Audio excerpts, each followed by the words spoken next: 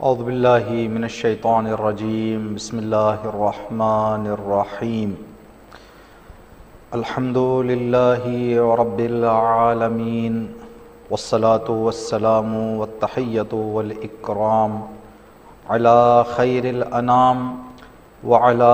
اہل بیتہ الطیبین الطاہرین المعصومین الذین اذہب اللہ عنہم الرجس وطہرہم تطہیرا اللہم صل علی محمد وآل محمد وعجل فرجہم واللعنۃ علی اعدائہم اجمعین اللہم اکشف ہذہ الغمہ عن هذه الأمة بحضوره وعجل لنا ظهوره إنهم يرونه بعيدا ونراه قريبا برحمتك يا أرحم الراحمين قال تبارك وتعالى في كتابه الكريم بسم الله الرحمن الرحيم فمن حاجك فيه من بعد ما جاءك من العلم فقل تعالوا ندعو أبناءنا وأبناءكم ونساءنا ونساءكم وأنفسنا وأنفسكم ثم نبتهل فنجعل لعنة الله على الكاذبين۔ ناظرین محترم، مؤمنین اور مؤمنات، السلام علیکم جمیعا ورحمۃ اللہ وبرکاتہ۔ آپ تمام کی خدمت گرامی میں عید سعید مباہلہ کی مبارکبادی عرض کرتے ہیں، اور آپ تمام کی نیابت میں ہمارے اور آپ کے والی و وارث امام زمانہ عجل اللہ تعالی فرجہ الشریف کی مقدس بارگاہ میں عید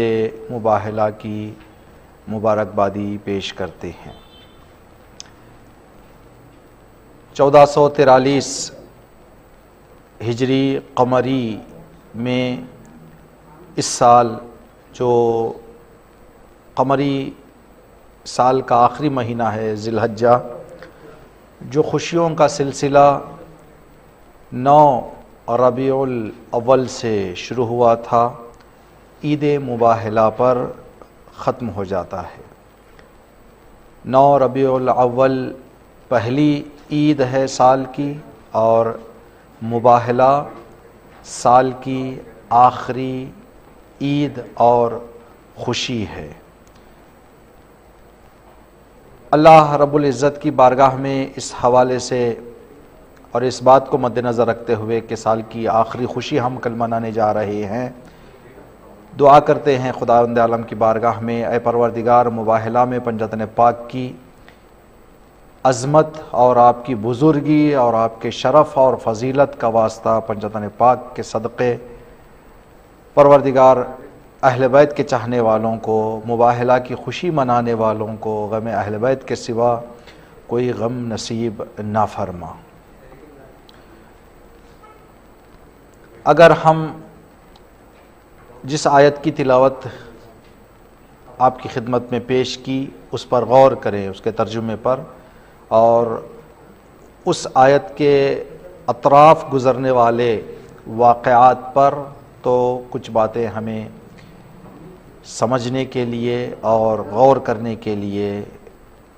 میسر ہوں گی اور معلوم ہوگا۔ سورہ آل عمران کی آیت نمبر 61، آل عمران آیت نمبر 61، سورہ آل عمران کی یہ والی آیت مباہلہ کے بارے میں ہے۔ اس آیت میں ایک کلمہ ہے جو کلمہ مباہلہ پر دلالت کرتا ہے، ثم نبتہل، پھر ہم مباہلہ کریں گے۔ نبتہل یہ مباہلہ کے معنی پر دلالت کرتا ہے۔ اس کے بعد کا جو آگے اور پیچھے کا حصہ ہے آیت کا، وہ ایک آغاز اور ایک چیلنج اور ایک حق کی طاقت کو بیان کرنے کے لیے ہے۔ ابتدائے آیت سے ترجمہ آپ کی خدمت میں عرض کریں گے، لیکن آپ کے ذہنوں میں یہ بات رہے کہ اس آیت میں جو آیت مباہلہ کہا جاتا ہے، نبتہل کلمے کی وجہ سے ہے۔ فمن حاجک، اے رسول جو بھی آپ سے بحث و گفتگو کرے، محاجہ کرے، احتجاج کرے، آپ کے سامنے ضد کرے، ڈٹ جائے، اڑ جائے، کس حوالے میں، کس ٹاپک پر؟ فی ہے دین کی حقانیت، رسول کی حقانیت، اسلام کی حقانیت کے حوالے سے کوئی ڈٹ جائے، اڑ جائے، ضد میں آ جائے، کب؟ من بعد ما جاءک من العلم، آپ کی طرف سے صاف و شفاف الفاظ اور دلیلوں کے ساتھ بات پہنچانے کے بعد اور ان کے سمجھنے کے بعد۔ دو باتیں، رسول نے صاف اور شفاف کھلے الفاظ میں بات کو سمجھایا، آگے والے بات کو سمجھ گئے۔ اگر سمجھانے والا سمجھا رہا ہو، آگے والا نہ سمجھے، تو اس بات اور اس سلسلے کو علم نہیں کہتے۔ علم یہ ہے کہ جاننا اور جانکاری پہنچانا۔ ہم جو بات آپ تک پہنچا رہے ہیں، اگر آپ سمجھ رہے ہیں اور آپ کے ذہن میں وہ بات بیٹھ رہی ہے تو یہ علم ہے۔ علم کے آنے کے بعد نبوت و امامت و توحید و دین و اسلام کے سلسلے میں علم کے آنے کے بعد بھی اگر کوئی آپ کے سامنے آ کر احتجاج کرتا ہے، محاجہ کرتا ہے، ضد کرتا ہے، اڑ جاتا ہے، ڈٹ جاتا ہے، حق تسلیم نہیں کرتا، تو ایسے لوگوں سے آپ کہہ دیجئے، فقل، آپ کہہ دیجئے، تعالوا ندعو ابناءنا و ابناءکم، چلے کام کرتے ہیں، آپ لے کر آئیں، آپ بلائیں، آپ دعوت دیں، ہم دعوت دیں گے اپنے بچوں کو، آپ دعوت دیں اپنے بچوں کو، ہم اپنی عورتوں کو دعوت دیں گے، آپ اپنے عورتوں کو دعوت دیں، ہم اپنے آپ کو دعوت دیں گے، آپ اپنے نفسوں کو دعوت دیں، پھر اس کے بعد ثم نبتہل، مباہلہ کریں گے۔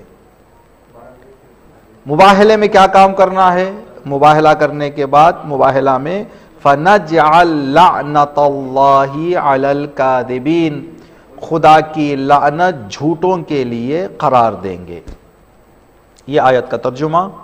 اور جو کلمے کو مد نظر رکھتے ہوئے اس آیت کا عنوان آیت مباہلہ دیا گیا ہے، ہم نے آپ کی خدمت میں عرض کیا کہ نبتہل۔ محترم ناظرین، ناظرات، آپ اس بات سے آگاہ ہیں کہ رسول اللہ کی رسالت کل 23 سال، رسول کی کل عمر 63 سال، 63 ایئرز، جس میں سے 40 سال آپ مکے میں زندگی بسر کرتے تھے، رسالت اور نبوت کا اعلان آپ نے نہیں کیا تھا۔ 40 سال کے بعد حکم پروردگار سے آپ نے اعلان رسالت کیا۔ جب اعلان رسالت ہوا تو اعلان رسالت سے لے کر آپ کے اس دنیا سے رخصت ہونے تک 23 سال، 23 سال میں 13 سال آپ نے مکے میں زندگی بسر کی، 10 سال آپ نے مدینے میں زندگی بسر کی۔ مکے کی زندگی میں آپ نے لوگوں کو شرک اور بت پرستی، کفر و الحاد سے نکال کر توحید اور خدا پرستی کی طرف لانے کا کام شروع کیا، جہاں آپ کو بہت سارے مشکلات کا سامنا کرنا پڑا۔ آخر میں مشرکوں نے اتحاد کرتے ہوئے 40 قبیلے ایک دوسرے سے معاہدہ کرتے ہوئے اس بات پر آ گئے کہ ہم رسول کو ختم کر دیں گے، رسول کا قتل کر دیں گے۔ اللہ کے فرمان سے رسول مکہ چھوڑ کر چلے گئے۔ یہ بات آپ جانتے ہیں، شب ہجرت کا واقعہ۔ جب رسول مدینہ پہنچے تو مکے سے آپ کس حالت میں نکلے؟ آپ کی جان پر خطرہ تھا، آپ اللہ کے حکم سے تنہا چھپ کر بغیر بتائے کہ مکہ چھوڑ کر چلے گئے۔ اب رسول اللہ نے اپنے خصوصی لوگوں سے بتایا تھا کہ جو بھی میرے ساتھ رہنا چاہتا ہے، اگر وہ اسلام پر عمل کرنا چاہتا ہے آزادانہ آزادی کے ساتھ، تو وہ مکہ چھوڑ کر مدینہ آ جائے۔ تو جو رسول پر ایمان لا چکے تھے وہ بھی مکہ چھوڑ کر آہستہ آہستہ مدینہ چلے گئے۔ کچھ خواتین تھیں جن خواتین کو مکہ سے مدینہ لانے کی ذمہ داری رسول اللہ نے امیر المؤمنین علی ابن ابی طالب علیہ السلام کو دی تھی۔ امیر المؤمنین نے ان عورتوں کے ساتھ مکہ چھوڑ کر مدینہ کا سفر کیا۔ اب مکہ رسول اور مسلمانوں سے خالی ہو گیا۔ کچھ مسلمان تھے، شاید وہ چھپ کر اپنے اسلام کی اتباع کر رہے تھے، لیکن اکثریت، میجورٹی، حکومت، کنٹرول، تسلط مکے پر مشرکوں کا تھا۔ رسول اللہ مدینہ چھوڑنے کے بعد کئی مرتبہ آپ نے کوشش کی کہ مکہ آئیں اور حج انجام دیں، لیکن مشرکوں کے کنٹرول کی وجہ سے یہ کام ممکن نہ ہو سکا۔ جنگوں کا سلسلہ شروع ہوا، جنگ بدر، جنگ احد، جنگ خندق، جنگ خیبر، یہ گزرتے گزرتے گزرتے مکے سے آ کر مدینے پر حملہ کرتے، ایک جنگ کے بعد دوسری جنگ، دوسری جنگ کے بعد تیسری جنگ، یہاں تک کہ 8 یا 9 ہجری میں رسول اللہ نے مکہ کو فتح کیا۔ مکہ کو فتح کرنے کے بعد خانہ کعبہ کی آپ نے زیارت اور پہلی مرتبہ آپ نے طواف کیا۔ جب مکہ فتح کر لیا رسول اللہ نے، پھر آپ نے اسلام کو دوسرے ملکوں اور شہروں تک پہنچانے کا کام شروع کیا، جس میں سے ایک وفد، ایک گروہ کو رسول اللہ نے مدینے کے اطراف رہنے والے آبادیاں، نجران کا علاقہ جہاں پر اکثریت پڑھے لکھے مسیحیوں کی ہوا کرتی تھی، رسول اللہ نے وہاں پر اپنا نمائندہ بھیجا اور ان سے کہا کہ آپ اسلام قبول کر لیں۔ وہاں کے جو لوگ تھے وہ اسلام کے انتظار میں تھے، اس لیے کہ حضرت عیسیٰ علیہ السلام اپنی زندگی میں اپنے پیروان کو جو اتباع کرتے تھے، جو حضرت عیسیٰ پر ایمان لا چکے تھے، ان سے آپ نے صاف طور پر اعلان کیا تھا، جو اللہ نے قرآن میں بھی اس مطلب کو ذکر کیا ہے، یاتی من بعدی اسمہ احمد، اے میری امت، میرے اس دنیا سے غائب ہونے کے بعد، میں اس دنیا سے جب آپ کے درمیان سے چلا جاؤں گا تو میرے بعد ایک نبی آنے والے ہیں جس نبی کا نام احمد ہوگا۔ اب مسیحی جو حضرت عیسیٰ کے صحیح بتائے ہوئے ہدایتوں پر باقی تھے، وہ انتظار کر رہے تھے کہ ایک نبی آئیں گے جن کا نام احمد ہوگا۔ فتح مکہ کے بعد رسول اللہ نے پیغام پہنچایا کہ جس رسول کے آنے کا تم انتظار کر رہے تھے وہ رسول آ چکے ہیں، آپ کو اسلام کے قبول کرنے اور حضرت عیسیٰ کے وعدے کو پورا کرنے کی دعوت دے رہے ہیں۔ جب نجران میں یہ بات پہنچی تو جو لوگ انتظار کر رہے تھے کہ نبی آئیں گے، جب معلوم ہوا کہ آ گئے ہیں تو وہ دو مطلب میں پھنس گئے، مطلب مشوش ہو گئے، سمجھ میں نہیں آ رہا تھا کہ قبول کریں یا قبول نہ کریں۔ ہاں کہیں تو قبول کرنا پڑے گا اسلام، نہ کہیں تو حضرت عیسیٰ کا وعدہ ہے، نہ ہاں کہہ سکتے تھے نہ ہاں کہنے میں مشکل یہ تھی کہ اطمینان نہیں تھا۔ تو اطمینان کے لیے انہوں نے یہ وعدہ کیا کہ ہم کچھ لوگ مدینہ آئیں گے، رسول اللہ سے ملاقات کریں گے، ملاقات کرنے کے بعد گفتگو کریں گے، جو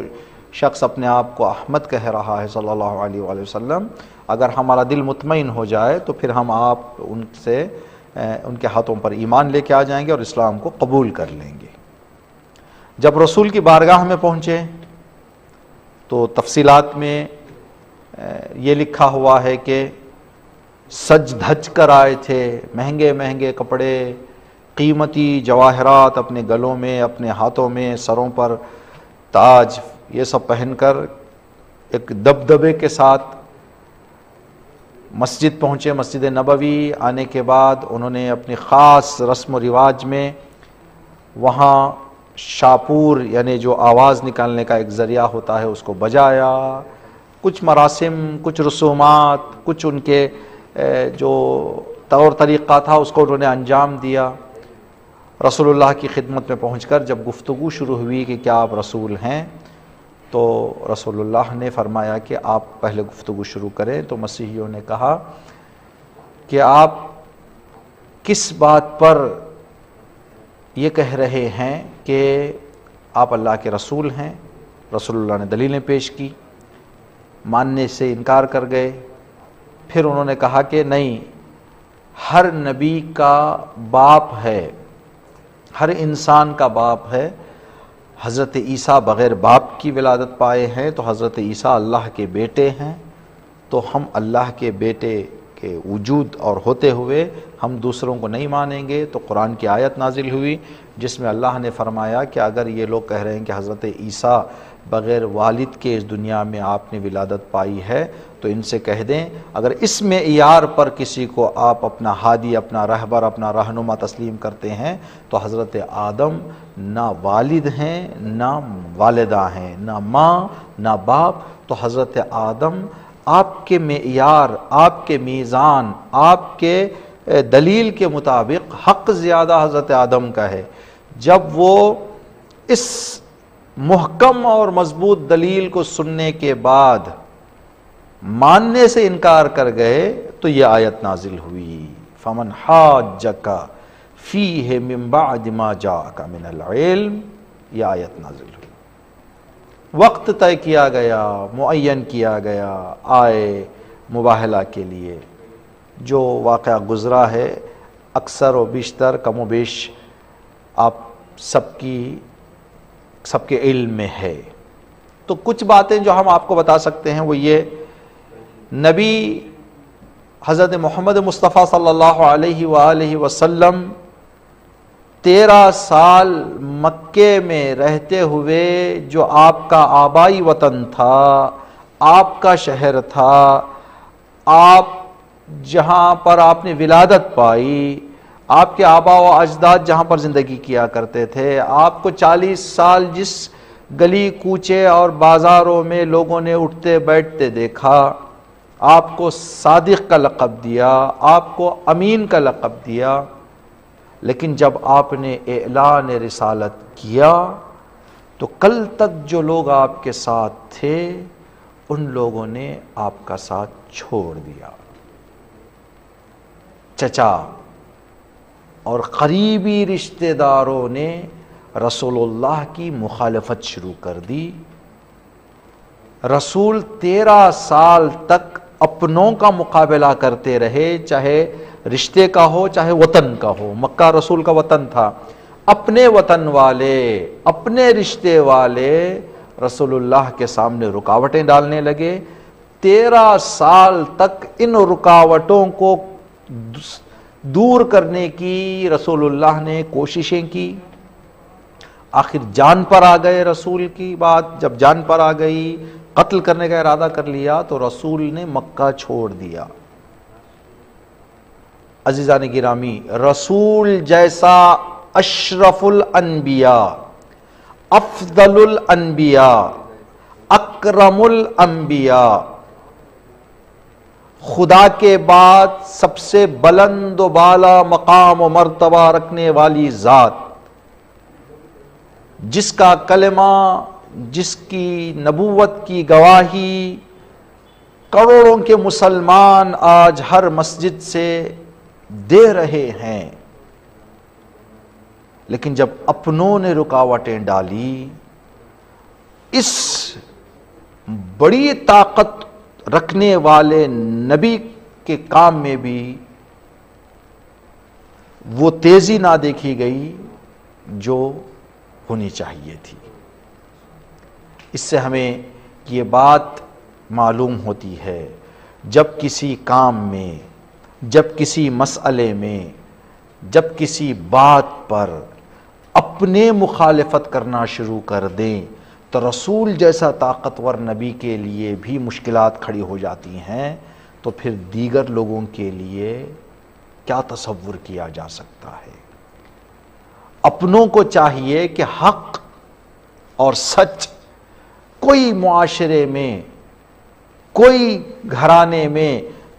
کوئی ترقی کی راہ پر آگے جا رہا ہے بغیر کسی باطل کام کے، بغیر کسی ناجائز کام کے، بغیر کسی غلط کام کے، حلال جائز کام میں کوئی آگے بڑھنا چاہ رہا ہے،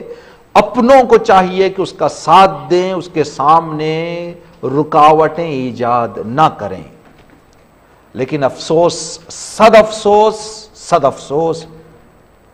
ہمارا معاشرہ اور اکثر ہماری زندگیاں کھینچنے میں لگی رہتی ہیں۔ کوئی قابلیت دکھاتا ہے تو کھینچتے ہیں، کوئی ترقی کرنا چاہتا ہے تو کھینچتے ہیں۔ نام و نمود، شان اور اپنا نام کرنے کا جو بھوت ہمارے سروں پر سوار ہے، جس کے نتیجے میں نام آ جائے چاہے مقصد پورا ہو یا نہ ہو، یہ بربادی کی نشانیاں ہیں، یہ تنزلی کی علامتیں ہیں۔ ہمیں اس حوالے سے فکر مند رہنا چاہیے۔ اگر اپنا کوئی ترقی کی راہ پر، جائز اور حق راہ پر آگے بڑھ رہا ہے، ہم سب کو چاہیے کہ اس کا ساتھ دے۔ مکے والوں نے ساتھ نہیں دیا، رشتہ داروں نے ساتھ نہیں دیا، دعوت ذو العشیرہ مشہور ہے، اپنوں نے مخالفت کی۔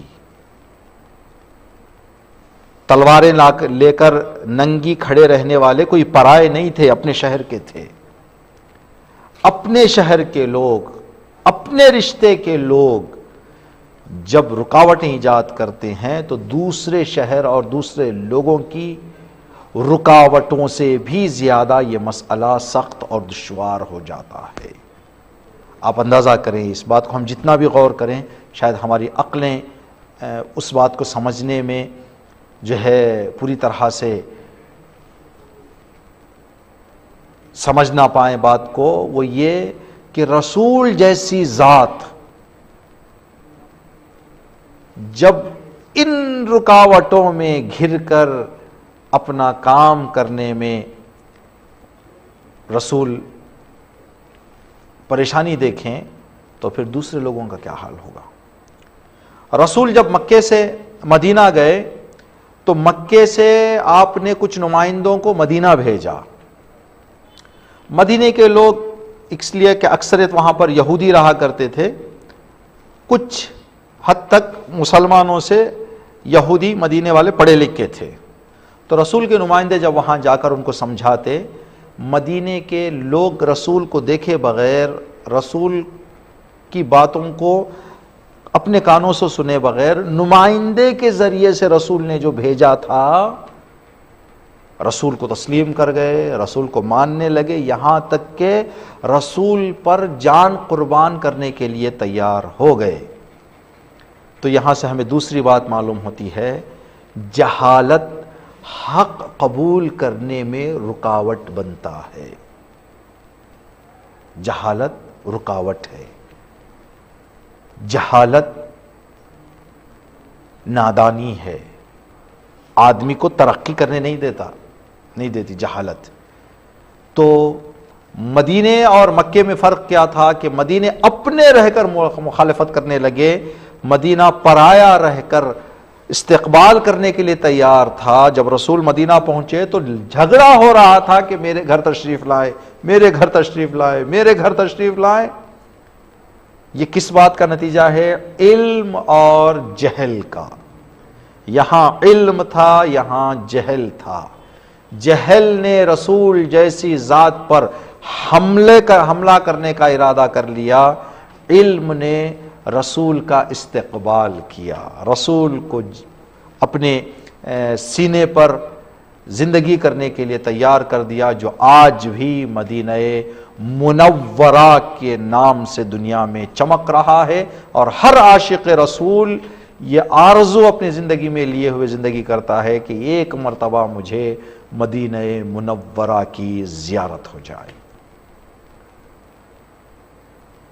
ایک اور نقطہ جو ہم یہاں سے سمجھ سکتے ہیں وہ یہ کہ جب اپنے کسی کام کی قدر نہیں سمجھتے، پرائے اس سے فائدہ اٹھاتے ہیں۔ اپنوں کو چاہیے، الحمدللہ یہ بات وطن میں کئی حد تک بعض زاویوں میں، بعض رخ میں بہت ہی اچھی ہے، جیسے جو علماء کا یہاں پر استقبال کیا جاتا ہے، اپنے وطن کے علماء کے لیے جو قدردانی کی جاتی ہے، قابل تعریف ہے۔ اس بات کے لیے ہم وطن کے ہر مومن مومنہ کا شکریہ بجا لائیں گے،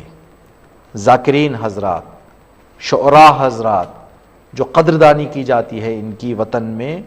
اپنے اعتبار سے جس حد تک بھی کی جاتی ہے، واقعاً غنیمت ہے۔ اس بات کو باقی رکھنا چاہیے، اس لیے کہ جب اپنوں کو ہم قدر نہیں کریں گے، جب اپنوں کی ترقی کا راستہ ہم فراہم نہیں کریں گے،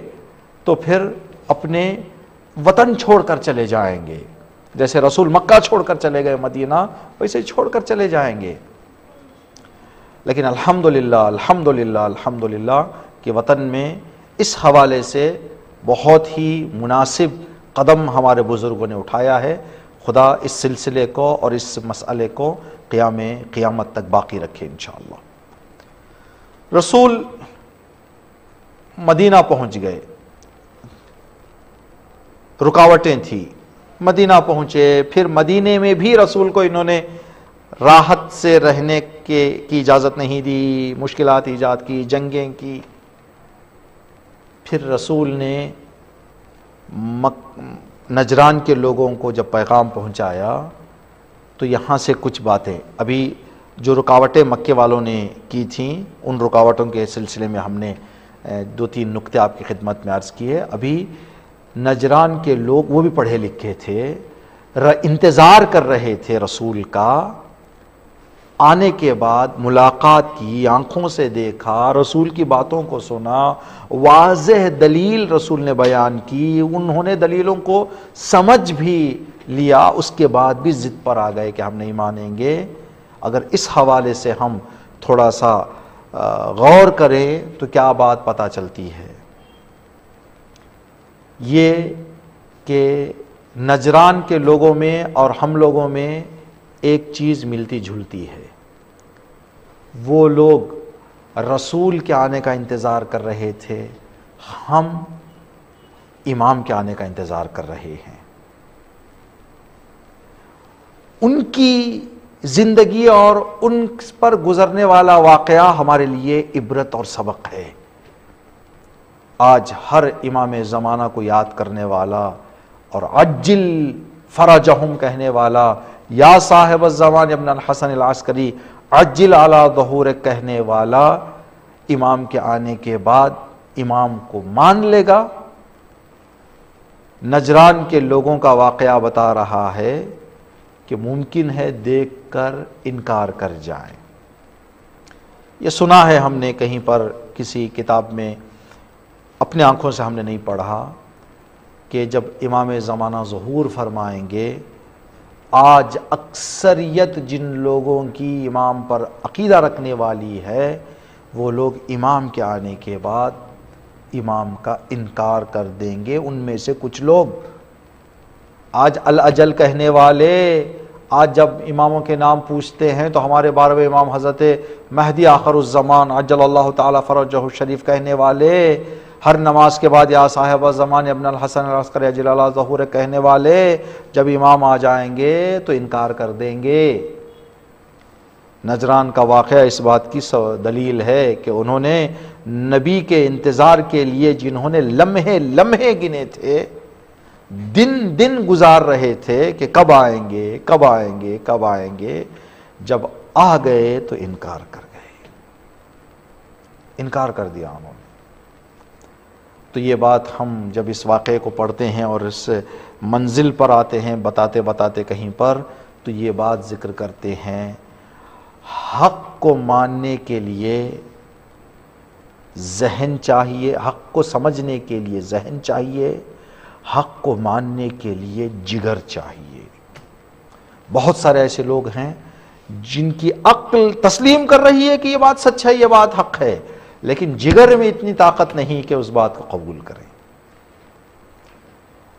کسی بھی آدمی کی طاقت، استطاعت، قابلیت کو دماغ مان رہا ہے کہ یہ قابل ہے، یہ لائق ہے، قابلیت رکھتا ہے، لیکن جگر نہیں مان رہا ہے، تعریف زبان بند، موقع نہیں۔ بھائی کیوں ہوں؟ جب تمہارا ذہن تسلیم کر رہا ہے تو جگر کیوں نہیں مان رہا ہے؟ یہ نجران کے واقعے سے ہم کو پتہ چلتا ہے، مباہلہ سے، کہ حق کو ماننے کے لیے دماغ چاہیے، حق کو جاننے کے لیے، سمجھنے کے لیے دماغ چاہیے، حق کو ماننے کے لیے جگر چاہیے، جو جگر نجران کے لوگوں کے پاس نہیں تھا، نجران کے لوگوں کے پاس نہیں تھا۔ عزیزان گرامی، جو واقعہ گزرا،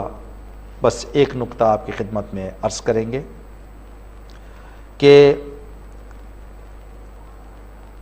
رسول اللہ نے فرمایا تھا کہ آپ اپنے بچوں کو لاؤ، ہم اپنے بچوں کو لائیں گے، آپ اپنی عورتوں کو لاؤ، ہم اپنی عورتوں کو لائیں گے، آپ خود آؤ، ہم خود آئیں گے، پھر مباہلہ کریں گے۔ مباہلے کا طریقہ یہ تھا کہ دو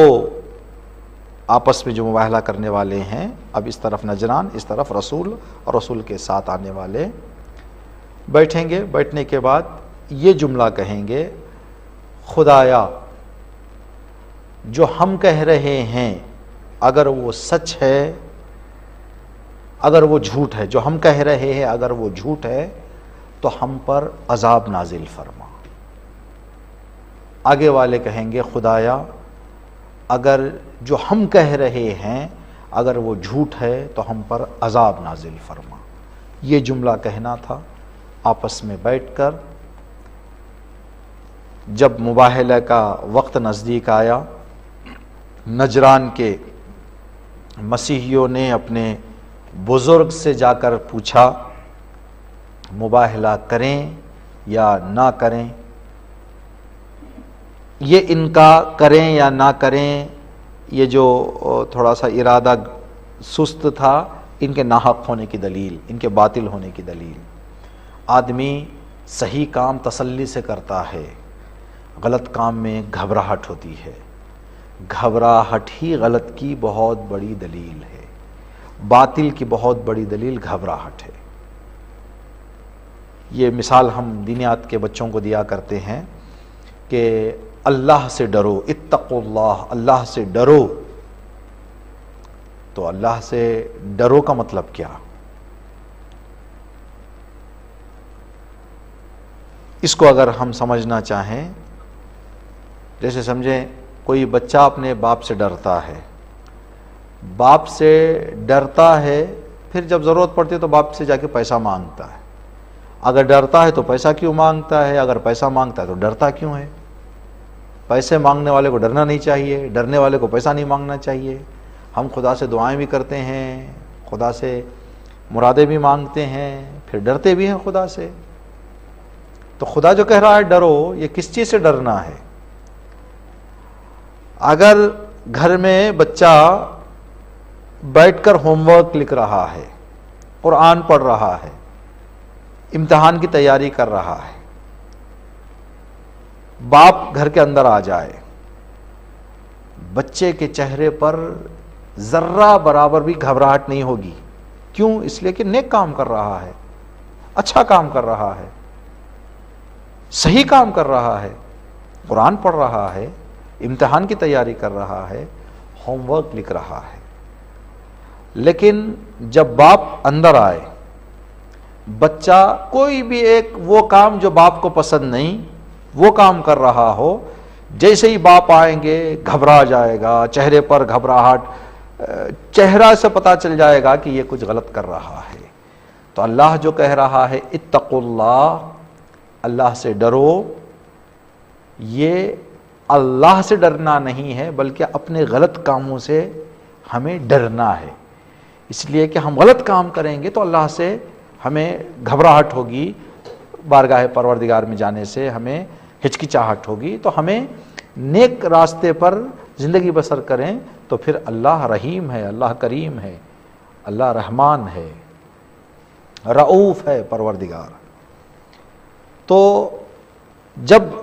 ان لوگوں نے جا کے پوچھا کہ ہم مباہلہ کریں یا نہ کریں تو ان کا یہ گھبراہٹ بتا رہے کہ غلط ہے۔ ان کے بڑے نے کہا کہ یہ دیکھو کہ کل رسول کیا اپنے ساتھ لاتے ہیں، کن لوگوں کو اپنے ساتھ لاتے ہیں، اگر دیکھو کہ رسول مختصر لوگوں کے ساتھ آئے تو کبھی بھی مباہلہ نہ کرنا، اگر لشکر لے کر آئیں تو پورے سکون کے ساتھ، پوری ہمت کے ساتھ مباہلہ کرنا۔ اب نجران کے لوگ کھڑے ہو کر انتظار کر رہے تھے جب رسول سامنے سے آ رہے ہیں تو رسول مختصر لوگوں کو لا رہے ہیں یا لشکر اور فوج لا رہے ہیں، مجمع کو لا رہے ہیں۔ جب پتہ چلا کہ نہیں بہت ہی مختصر ہیں، رسول کے ساتھ 5 ہیں ملا کر رسول کو، تو سوال کیا یہ کون ہیں؟ تو کہا کہ رسول کے داماد، رسول کی بیٹی، رسول کے 2 نواسے۔ جب نجران کے مسیحیوں نے اس بات کو سنا تو فوراً یہ اقرار کر گئے کہ آپ حق پر ہیں، ہم باطل پر ہیں، جو آپ کہہ رہے ہیں وہ صحیح، ہم جو کہہ رہے ہیں وہ غلط، ہم مباہلہ نہیں کریں گے۔ رسول کیوں؟ اس کے پیچھے ایک چھوٹی سی وجہ بتا دیتے ہیں، اس کے بعد آنے والے ایام کے حوالے سے ایک نقطہ عرض کرنا ہے۔ دیکھیں، اگر گھر کے اندر ایک کمرے میں ایک کوئی خطرہ پہنچانے والا کیڑا یا کوئی جانور آ جائے، جاندار آ جائے، ماں اور باپ گھر میں ہوں، 2-3 بچے بھی ہوں، تو ماں باپ اگر اس کمرے میں جانے کی ضرورت پڑ گئی، چاہے وہ اس جانور کو، اس موجود کو مارنے کے لیے یا کوئی چیز اٹھانے کے لیے، خود جائیں گے یا بچوں کو بھیجیں گے؟ بچوں کو ایک امن کی جگہ پر جہاں خطرہ نہ ہو وہاں پر رکھیں گے، خطرے سے خود کھیلیں گے۔ تو جو انسان جس چیز کو پسند کرتا ہے، اپنے بچوں کو کبھی خطرے میں ڈالنا نہیں چاہتا، تو مباہلہ میں عذاب آنے والا تھا،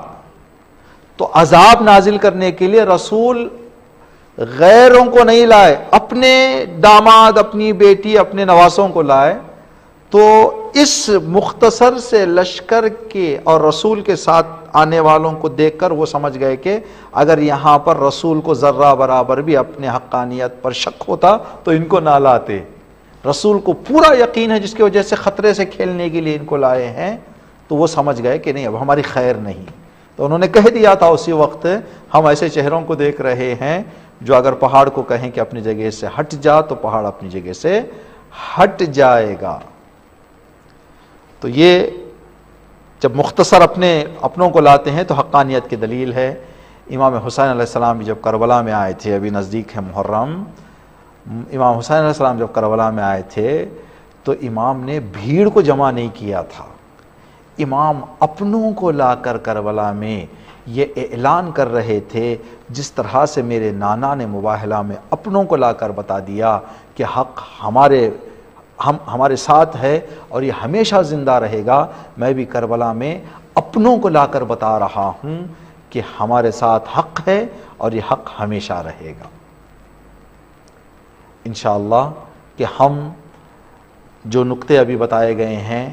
اپنوں کی ترقی کا راستہ ہموار کریں، اپنوں کی قدر کریں، علم میدان میں آگے جائیں، اس لیے کہ اگر جہالت آ جائے گی تو ہم حق کو ماننے میں پیچھے رہ جائیں گے، رکاوٹ بن جائے گی حق تسلیم کرنے میں۔ اگر ہم اپنوں کی قدر نہیں کریں گے تو پرائے کریں گے۔ امام کے انتظار میں جو آج ہم بیٹھے ہوئے ہیں، معرفت حاصل کریں، ہر ایک ہم میں سے ایک کی ذمہ داری، کہیں نصارہ نجران کی طرح جب امام آ جائیں تو جیسے انہوں نے انکار کر دیا ویسے کہیں ہم بھی انکار نہ کر دیں۔ اور رسول اللہ حقانیت کے لیے اپنوں کو آپ نے میدان میں حاضر کیا تھا، امام حسین علیہ السلام نے بھی وہی کام کیا۔ تو پہلے ہی امام حسین علیہ السلام کا مدینے سے اپنوں کو لے کر نکلنا یہ فتح کا علم تھا جو امام لے کر آ رہے تھے، کہ اگر دنیا تاریخ پڑھتی ہے، تاریخ جانتی ہے تو سمجھ جائیں کہ ہمارے ساتھ فتح ہے، ہمارے ساتھ کامیابی ہے، ہمارے ساتھ سعادت ہے۔ خداوند عالم سے دعا کرتے ہیں آخر میں دوبارہ کہ پروردگارہ تجھے واسطہ پنجتن پاک کا، عید مباہلہ کا، عید مباہلہ میں اہل بیت کی عظمت غیروں کی زبانی جو ہم نے سنی ہے، پروردگار ہم سب کو معرفت اہل بیت حاصل کرنے کی توفیق عطا فرما۔ غم اہل بیت کے سوا کوئی غم کسی مومن مومنہ کو، چاہے وہ دنیا کے جس کونے گوشے میں ہیں، انہیں نصیب نہ فرما۔ پروردگار محرم الحرام کو سکون اور راحت کے ساتھ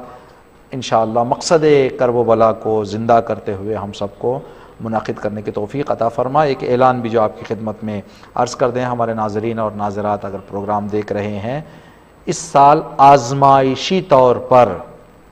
ٹیسٹ کرنے کے لیے مجلسوں میں نظم اور ضبط اور شور شرابے کو، نظم و ضبط کو برقرار کرنے، شور شرابے پر قابو پانے اور کنٹرول کرنے کے لیے یہ طے کیا گیا ہے کہ محرم کی 1 تاریخ سے لے کر 12 تاریخ تک جو مجلسیں ہوں گی، ان مجلسوں میں ابتدا میں اندر جاتے وقت چھوٹے کپ میں یا تو دودھ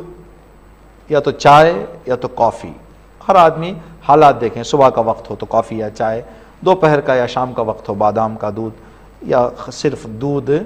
مختصر بڑے بڑے گلاسز میں نہیں، چھوٹے کپ میں باہر رکھ دیا جائے تو اندر جانے والے مومنین اور مومنات عزادار جو آئیں گے وہ استعمال کریں گے، تبرک دودھ استعمال کریں گے، پھر مجلس میں اندر جائیں گے، سکون سے بیٹھیں گے۔ اور بہت سارے مشکلات اس حوالے سے ہم جو ذہن میں خیال آیا ہے اور جو اکثریت نے پسند کیا ہے، انشاءاللہ ہمیں کامیابی ملے گی۔ اگر اس چیز میں ہم کامیاب ہو جاتے ہیں، پھر دوبارہ ہم کہہ رہے ہیں، مثال کے طور پر ہم بانی مجلس ہیں، ہمارا جو بجٹ ہے جو ہم خرچ کرنا چاہتے ہیں وہ 30,000 روپے یا 25,000 روپے یا 20,000 روپے ہے۔ جو تبرک ابھی اعلان کیا جا رہا ہے اس تبرک کے لیے شاید 2-3 ہزار روپے میں ختم ہو جائے گا۔ 17,000 روپے جو بچیں گے ان راستوں میں خرچ کریں جن راستوں میں اگر آپ خرچ کریں تو امام حسین خوش ہو جائیں گے۔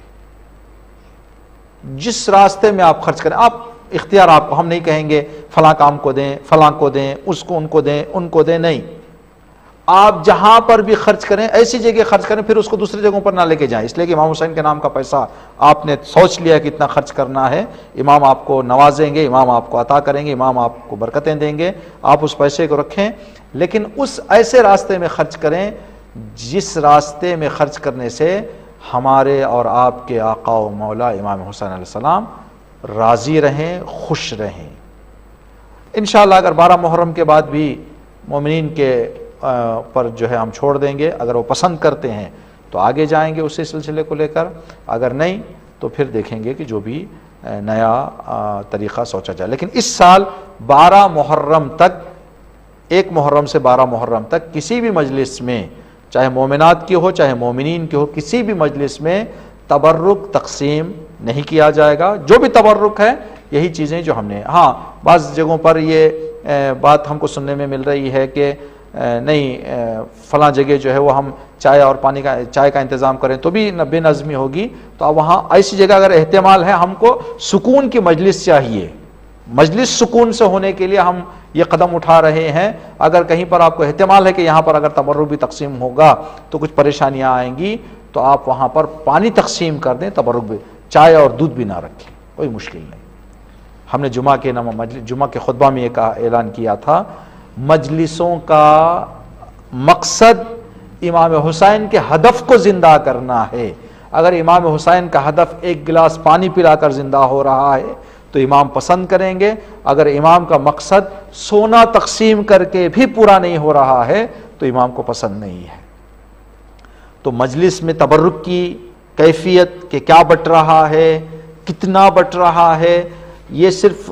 ہمارا نام لینے کے لیے اور نام کمانے کے لیے یا لوگوں میں چرچے کے لیے ہو سکتا ہے، لیکن مقصد امام حسین علیہ السلام زندہ ہو رہا ہے تو الحمدللہ، اگر نہیں تو ہم پوری دنیا بھی بانٹ دیں تبرک میں تو کچھ حاصل ہونے والا نہیں ہے۔ اس بات کا خیال رکھیں، انشاءاللہ آپ ہمارا ساتھ دیں، امید ہے کہ